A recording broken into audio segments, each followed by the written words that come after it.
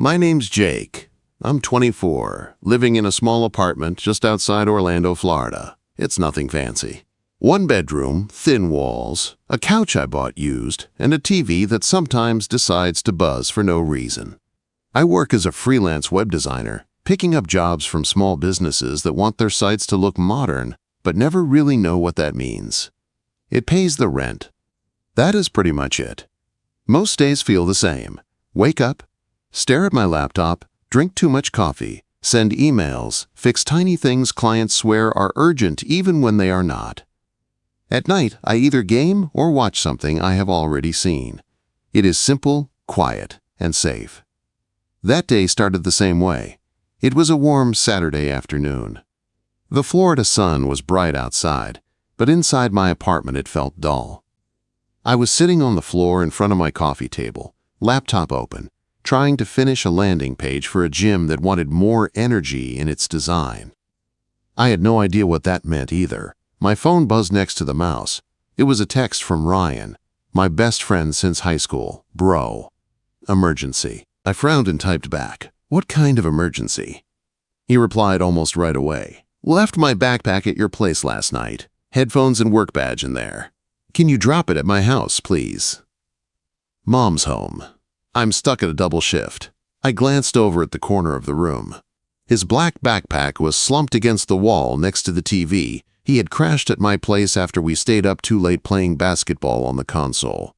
I had forgotten it was even there. I checked the time. It was just past 3. I could use an excuse to stop staring at the dumb gym website. Yeah, sure. Leaving in 10. His reply came with a bunch of prayer hand emojis and a heart, for some reason. You're a legend. I threw on a clean t-shirt over my jeans, grabbed my keys and wallet, and slung Ryan's backpack over my shoulder. Outside, the air was hot and sticky, the kind that makes your clothes cling to your back. I got into my beat-up gray Corolla, started the engine, and let some low music play as I pulled out of the lot. Ryan's neighborhood was about 20 minutes away, in one of those quiet suburbs with palm trees, neat driveways, and kids' bikes tipped over in front yards. I had been going to that house since I was 16. Sleepovers, game nights, pool parties in the backyard. It felt familiar in the way old places do. His house was a 2-story place with light beige paint and white trim. The same wind chime hung by the porch, making a soft sound whenever the breeze hit. I parked in the driveway, turned off the car, and sat there for a second with my hands on the steering wheel. I had not seen his mom in a while. Not really, anyway. She was always Mrs. Carter to us growing up. Strict about shoes on the carpet, soft when she laughed. She had gone through a divorce a couple years back. After that, I did not see her much. She was either at work or in her room when I came over.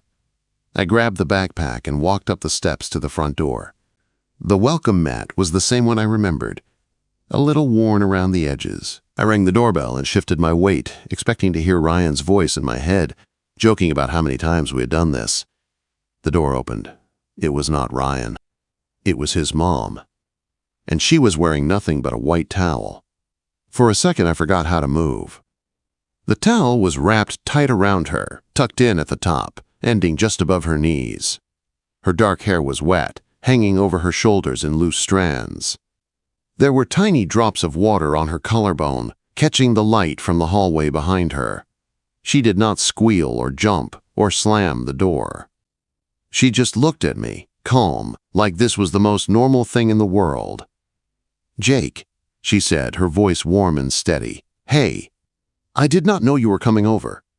My brain scrambled to catch up. I pulled the backpack higher on my shoulder, trying not to stare, and also trying not to look like I was trying not to stare. Hey, Mrs. Carter," I said, my mouth suddenly dry. Ryan texted. He left his backpack at my place. I thought I would drop it off so he would not freak out. Quote, "She smiled, and something about that smile felt different from the one I remembered from high school. Softer, maybe, more tired, more real. Of course he did," she said. "That boy would forget his own head if it wasn't attached." She stepped back from the doorway, water still dripping from the ends of her hair. "Come in," she said. I just got out of the shower. I was not expecting anyone. "Let me throw something on. You can wait in the living room." I should have just handed her the backpack and left. That would have been smart, simple, safe. Instead, I nodded and stepped inside. The house smelled the same way it always had, like laundry detergent and something sweet. Maybe vanilla. The TV in the living room was off. A soft hum came from the air conditioner, and sunlight slipped through the blinds, leaving bright lines on the carpet. "Just a minute," she said, already walking down the hall, bare feet silent on the floor.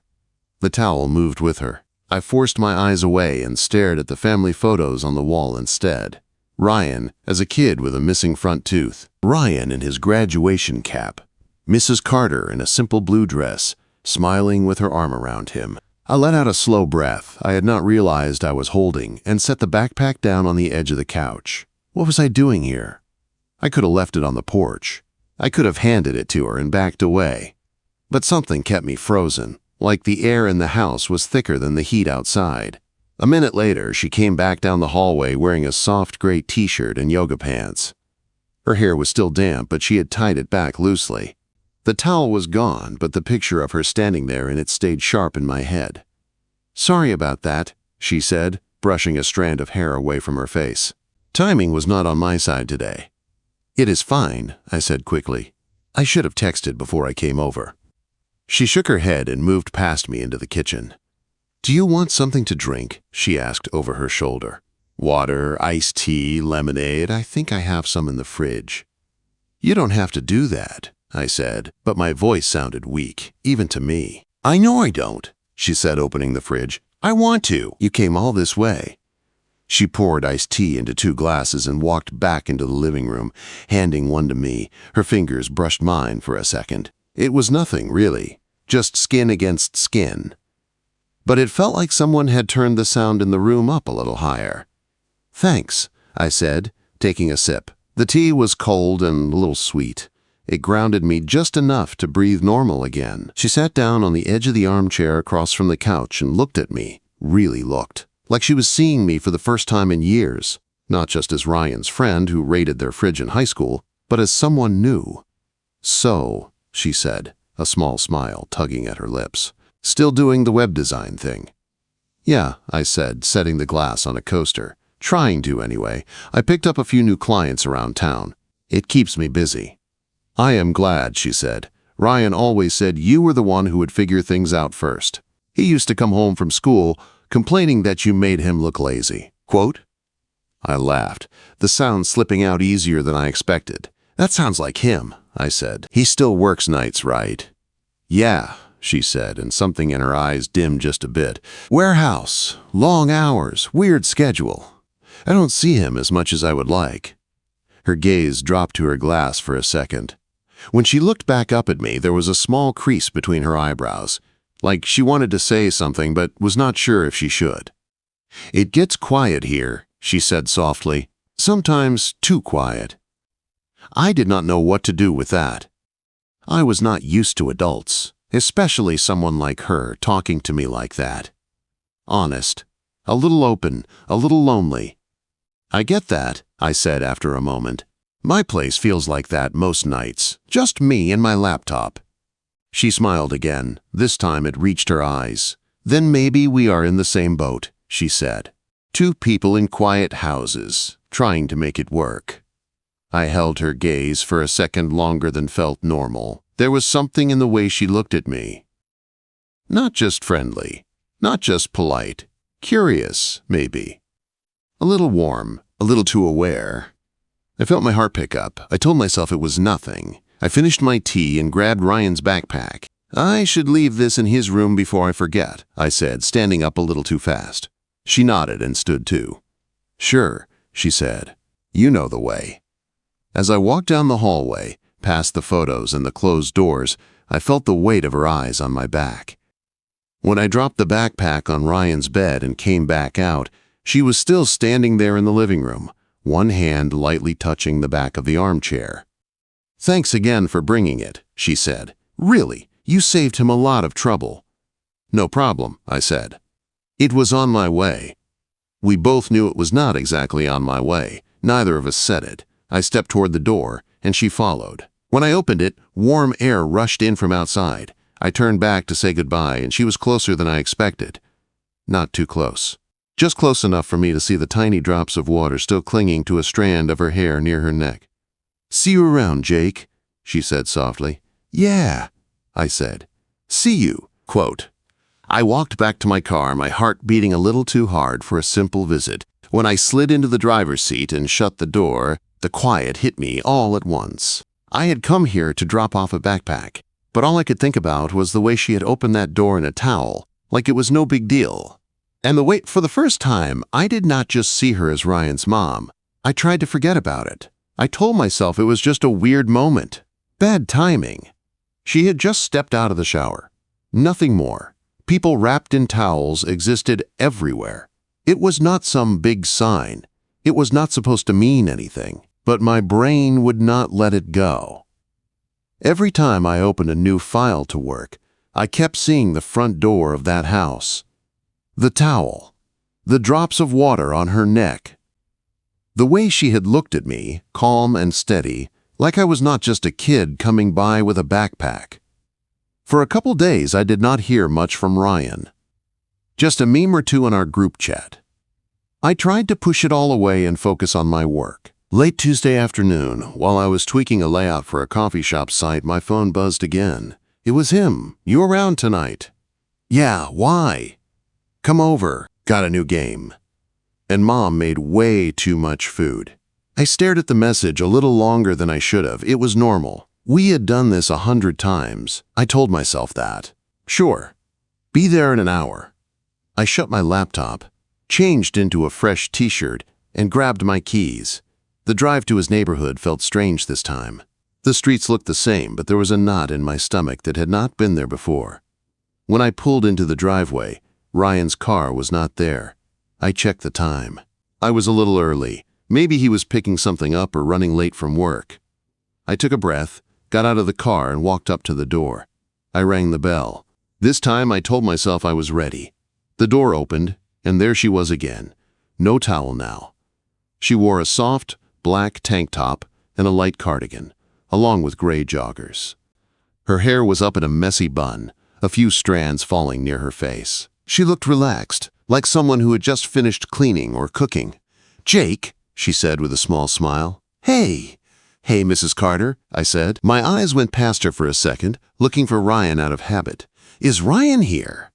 "He is on his way," she said. "He texted that he got held up at work. Said you were coming, though. Come in. You do not have to wait outside." I stepped inside. The house smelled like something good, tomato and garlic and warm bread. The TV was playing some home makeover show on low volume. "You hungry?" she asked, closing the door behind me. "I made baked ziti. I made way too much." Again. My stomach answered before I could. "Yeah," I said. "I could eat." She smiled and nodded toward the kitchen. "Sit. I will make you a plate. Ryan can warm his up when he gets here."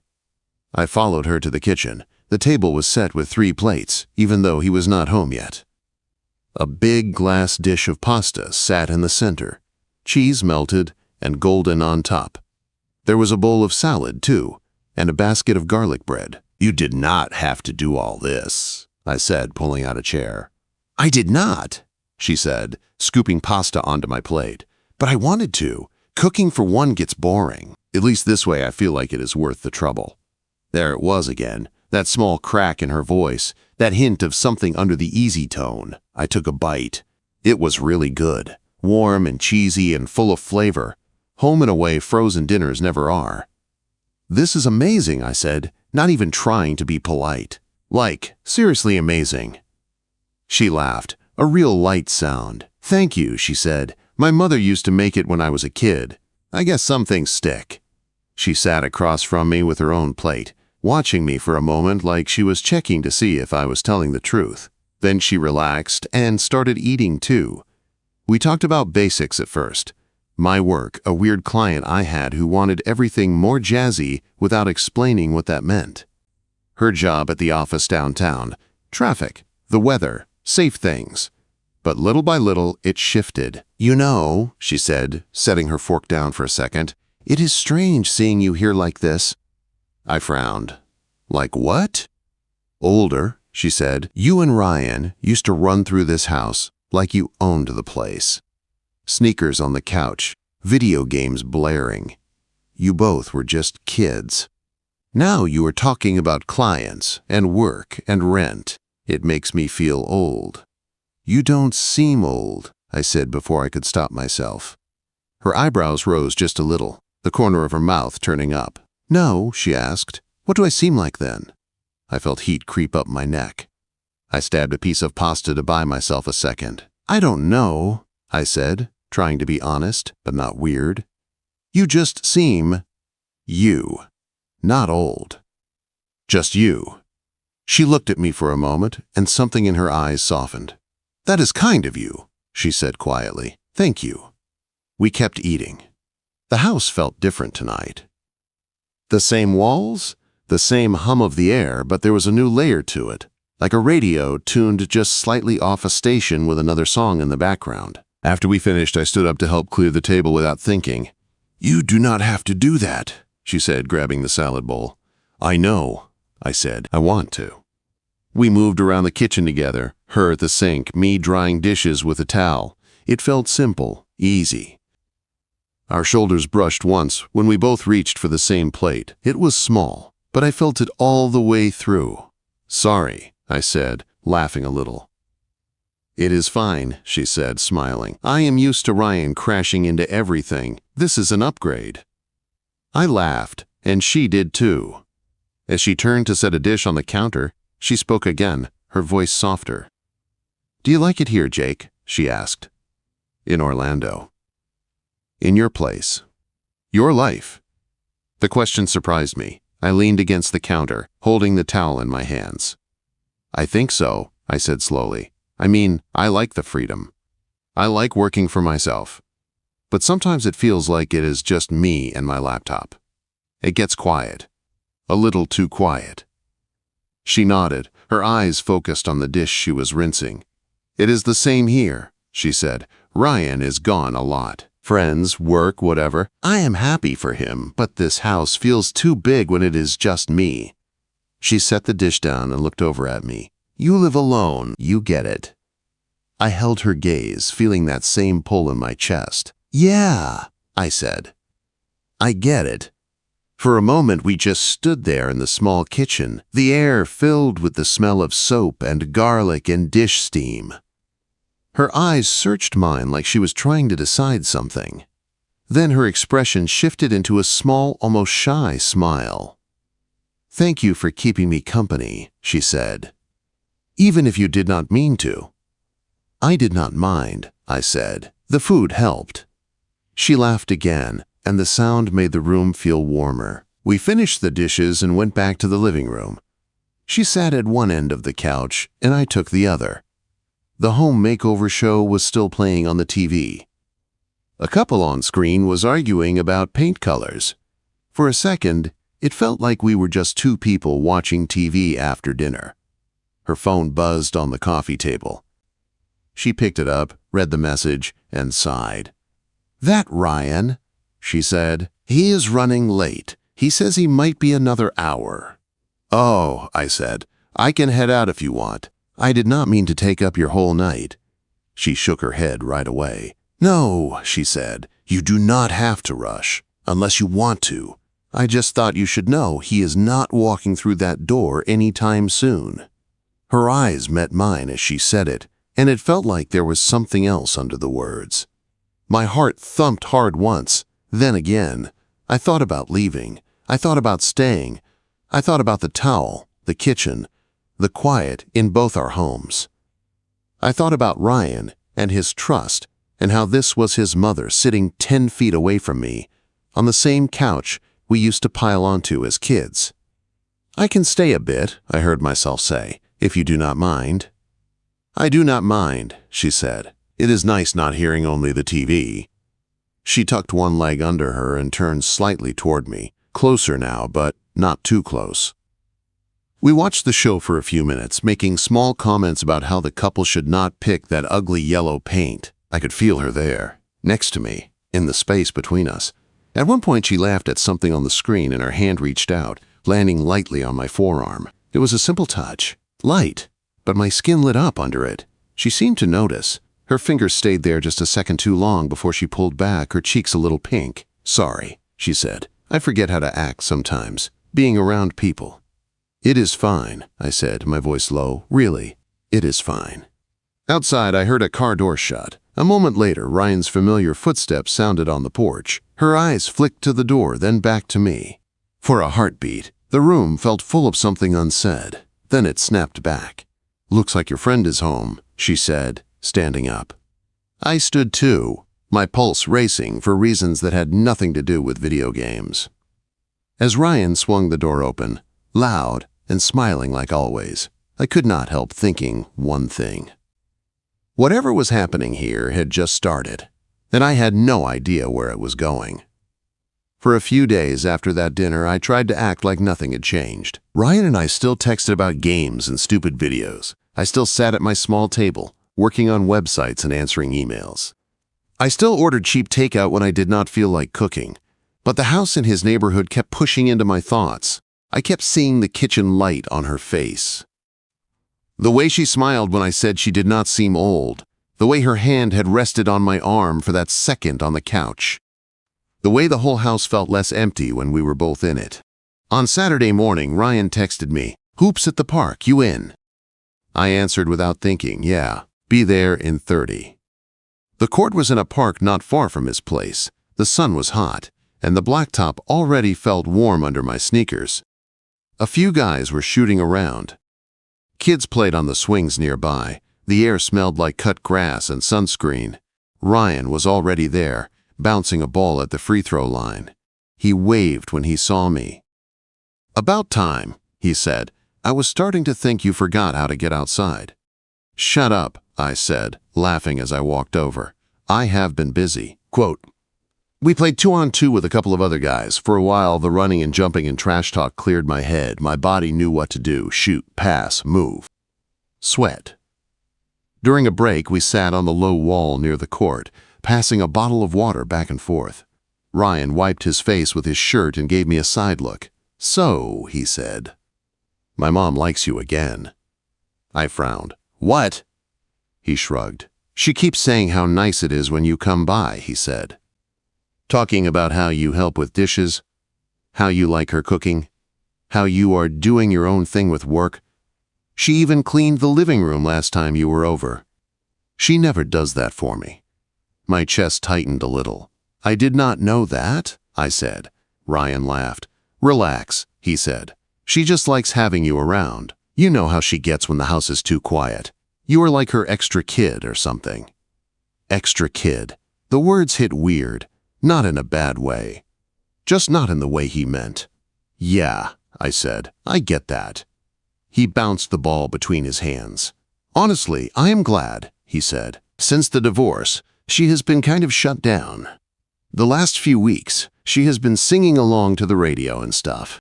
It is good to see." He said it like it was nothing. Then he stood and jogged back to the court. I sat there for a second longer, watching him line up a shot. The ball went through the hoop with a clean sound. My best friend liked that I was around his mom more. He had no idea why my heart was beating faster. That night, I went to the grocery store near my apartment to grab coffee, cereal, and some frozen dinners. The air inside was cold after the heat outside. Music played softly from the speakers. I pushed my cart past the produce and headed toward the pasta aisle. That was when I saw her. She was standing in front of the shelves, looking at jars of sauce. Her hair was loose around her shoulders. She wore a simple blue blouse and jeans. One hand rested on the handle of her own cart. The other picked up a jar, then set it back down like she could not decide. "Mrs. Carter," I said before I could overthink it. She looked up, and her face changed from focused to surprised to warm all in a second. "Jake," she said. "Hi." I rolled my cart closer and stopped a few feet away. "Grocery night too?" I asked. "Apparently," she said, smiling. I was trying to talk myself out of making pasta again. I always end up with leftovers. "Your leftovers are better than anything I buy frozen," I said. Her smile widened just a little. "Careful," she said. "If you say things like that, I might start cooking on purpose." My heart did that jump thing again. Maybe that is not a bad thing, I said. For a moment, we just stood there between shelves full of boxes and jars, watching each other. People pushed carts past us. A kid whined for candy near the end of the aisle. The world kept moving. She looked down into her cart, then back at me. "Are you busy tonight?" she asked. The question hung there between us. "I was just going to go home and eat something sad," I said. "So number Y." Her hand tightened on the cart handle just a bit. "I make too much every time," she said. Her voice softer now. "Ryan is out with friends tonight. I was thinking of making dinner and watching something. If you want to come by, I would not say no to company." My chest felt tight and light at the same time. "Yeah," I said. "I would like that." 6 o'clock, she asked. 6 is good, I said. We finished shopping, and I walked her cart to her car without her asking. When we reached it, she opened the trunk and loaded her bags in. I watched the way she moved, practiced and neat, like she had done this alone 100 times. "See you at 6 then," she said, shutting the trunk. "See you," I said. On the drive home, my hands gripped the steering wheel a little harder than usual. I knew this was more than just pasta and a movie. I also knew I could still tell myself it was only that. At 6 sharp, I parked in front of her house and walked up to the door. The sky was starting to turn orange. A warm breeze moved the wind chime on the porch. I knocked, then pulled in a breath. The door opened, and there she was. She wore a simple green dress that hit just above her knees, nothing fancy, but it made her eyes stand out. Her hair was down, brushed, and soft. She had a light necklace on, just a small gold circle. "Hey," she said, "you are right on time." "I try," I said. "Come in," she said. "Dinner is almost ready." The smell hit me right away. Garlic, tomato, something baking. The house felt warm and soft. A small lamp was on in the corner of the living room, giving the whole place a gentle glow. In the kitchen, a pot of sauce simmered on the stove. A pan of roasted vegetables sat on the counter. There was a bottle of red wine open next to 2 glasses. "I know you are not a kid anymore," she said, noticing my look, "so I figured you might want more than iced tea." I smiled. "Wine is good," I said. She poured some into my glass and some into hers, then handed mine over. Our fingers touched for a moment again. "To not eating alone," she said, lifting her glass a little. I lifted mine too. "To not eating alone," I repeated. We sat at the table, plates full. Glasses half full. The candle in the center flickered quietly. It was simple, but it felt like something more. "You can call me Laura, you know," she said halfway through the meal. I looked up, my fork halfway to my mouth. "What?" "Mrs. Carter," she said with a small laugh. "You keep saying it like I am your teacher. You are 24. "I think you can call me by my first name." I swallowed. "Okay," I said slowly. "Laura." Her name felt new in my mouth, almost too personal. She seemed to feel it too. Her eyes softened. "That is better," she said. We talked for a long time. About her job. About how she had wanted to move to the city when she was younger but stayed for family. About how she started over after the divorce and how lonely that felt some nights. About my work. My fear of failing. How sometimes my apartment felt like it was closing in on me. She listened in a way most people do not. She asked questions. She laughed at my jokes. She shared little pieces of herself without making a big deal out of it. At one point, when I told her about a client who never paid on time, she reached across the table and touched my hand. "You are doing better than you think," she said. "You should give yourself more credit." My hand stayed under hers. I did not move. Her fingers were warm. The candle flame reflected in her eyes. I did not know how long we stayed like that. It felt like a long time and no time at all. Then she pulled back, her cheeks a little pink. "Sorry," she said softly. "I forget I am not supposed to be so open." "It is okay," I said. "I like that about you." Her eyes flicked to mine at that. We cleared the table together. Then we moved to the couch with our refilled glasses of wine. A movie played on the TV, but I did not really follow the plot. The light from the screen moved across her face. She sat closer than she had before, our shoulders almost touching. Halfway through the movie, a scene made her laugh. She turned her head toward me, and her knee brushed against my leg. Neither of us moved away. "You know," she said quietly, "I did not ask you here just because of the pasta." I turned to face her fully, my heart beating hard. "I guessed," I said. She took a breath, her eyes searching mine. "I like having you here, Jake," she said, "more than I probably should. It makes this place feel alive again." My throat felt tight. "I like being here," I said, "more than I should too." For a moment the world narrowed to the space between us, the soft sound of the TV, the faint hum of the air conditioner, the slight warmth of her knee against mine. She lifted her hand, hesitated, then let it rest on my cheek. Her fingers were gentle, careful, like she was afraid I might pull away. I did not. "Tell me if I am crossing a line," she whispered. Before I could answer, her phone buzzed on the coffee table, loud in the quiet room. We both jumped a little. She dropped her hand and leaned forward to grab it. "It is Ryan," she said, looking at the screen. "He is staying out late.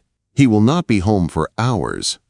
She set the phone back down slowly. Our eyes met again. The line she was worried about hung there between us, bright and thin. And for the first time, I had to decide if I was going to step over it. My first thought was that I should leave. My second thought was that I did not want to. Laura's phone screen dimmed again on the table. The movie kept playing in the background, but neither of us was watching it anymore. The room felt smaller, like the walls had moved in just a little. The only thing that felt big was the space between her and me. She was the first to break the silence. "You do not have to stay," she said quietly, her eyes on the glass in her hand. "If this feels wrong, you can go. I will not be upset." "I mean that." Her voice was calm, but I could hear something under it. Fear, hope, both. I swallowed. "If I wanted to leave," I said, "I would have left already." She looked up at me then, really looked, like she was searching my face for a lie. Whatever she saw there made her shoulders relax a little. "This is not simple," she said. "You know that." "I know," I said. "Ryan is my best friend. You are his mom. This is complicated." She gave a short, soft laugh. "That is one word for it," she said. For a second, we both smiled. Then her face turned serious again. "I do not want to hurt him," she said. "I spent years trying not to hurt him, even when everything was falling apart. I cannot be the reason he feels betrayed." "You are not," I said. "At least, I do not think you are." She raised an eyebrow. "And you," she asked, "are you okay being in this with that hanging over us?" I took a breath and tried to be honest with myself before I spoke. "I am scared," I said. "Not gonna lie. Part of me keeps thinking about him. But another part of me keeps thinking about you. The way I feel when I am here. The way I feel when I am not. And I cannot pretend that does not matter." Her eyes softened. "How do you feel when you are here?" she asked quietly. Like someone had pulled the words right out of my chest. "Like I am not just killing time," I said. "Like I am not just filling space with noise and work and games. Like I am seen. Like I am part of something, even if it is just dinner and dishes and bad TV." I let out a breath I did not know I had been holding. "And when I am not here," I added, "I think about being here. About you. About the way you said your house feels too big when you are alone. My place feels too small and too empty at the same time. It does not when I know I might see you." Her eyes were shiny now, like she was holding back more than just words. "Jake," she said softly. She set her glass down and turned toward me fully, tucking one leg under her again. Her knee pressed against my thigh, this time on purpose. I did not move. "You have no idea how much it means to hear that," she said. "I spent years feeling like background noise. The person who pays the bills, cooks the food, makes sure everyone else is okay. After the divorce, it got worse. I started thinking that maybe this was just it. This was my life, quiet and half-lived." She paused, her gaze flicking between my eyes. "And then you started coming around again," she went on. First with headphones and quick visits, then dinners and walks and jokes about pasta. And I felt awake, like I had not been breathing fully in a long time, and suddenly I could again. I did not have an answer for that, not one that felt big enough. So I did the only thing that felt right. I reached for her hand. Her fingers slid into mine like they had been waiting there. Warm, sure, not shaking. We cannot pretend this is nothing, I said, but we also do not have to know what it is right now. Her lips curved into a small, sad, hopeful smile all at once. So what do we do then? She asked. We go slow, I said. We be careful.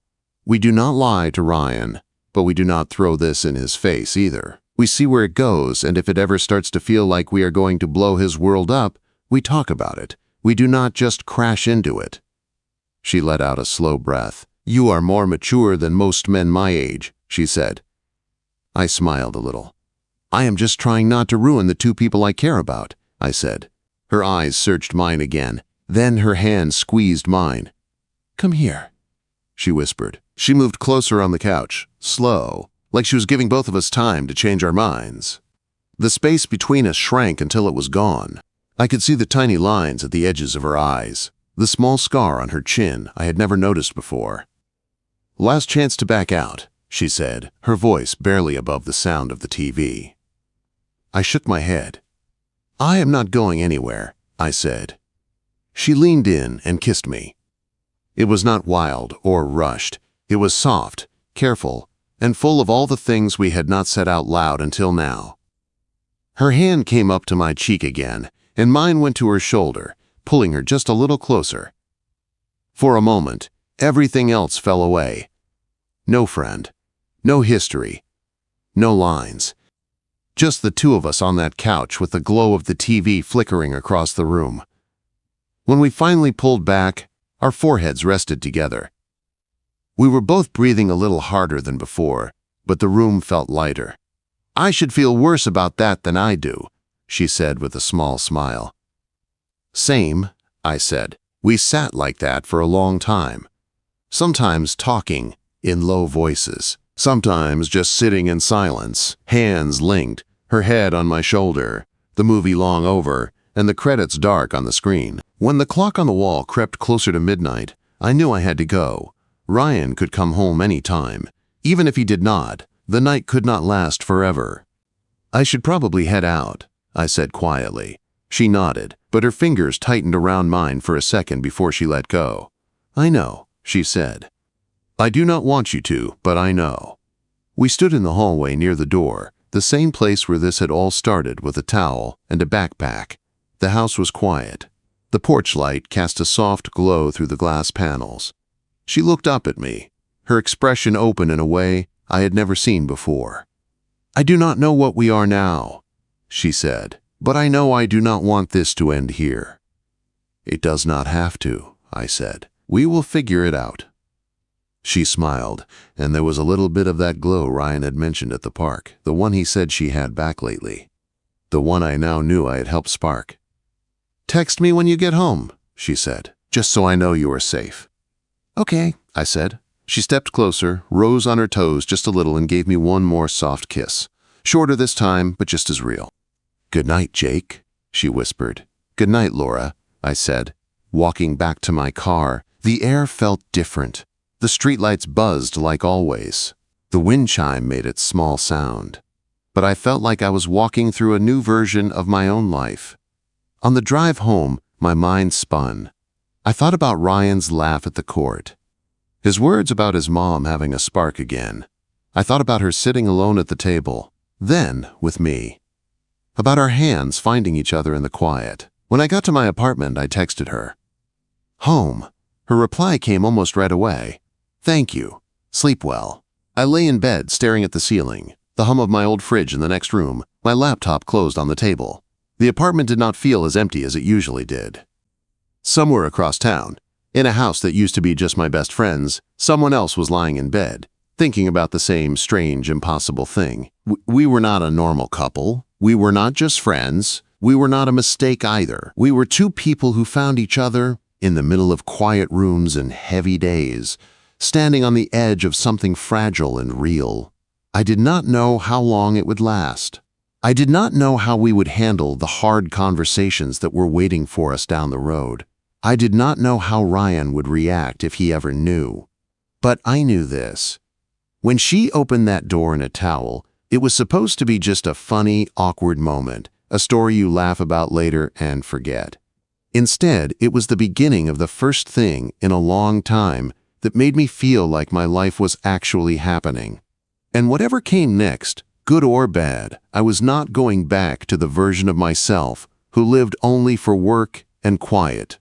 Because now, every time my phone buzzed, every time I drove through those streets, every time I passed a jar of pasta sauce in a store, I knew one thing for sure.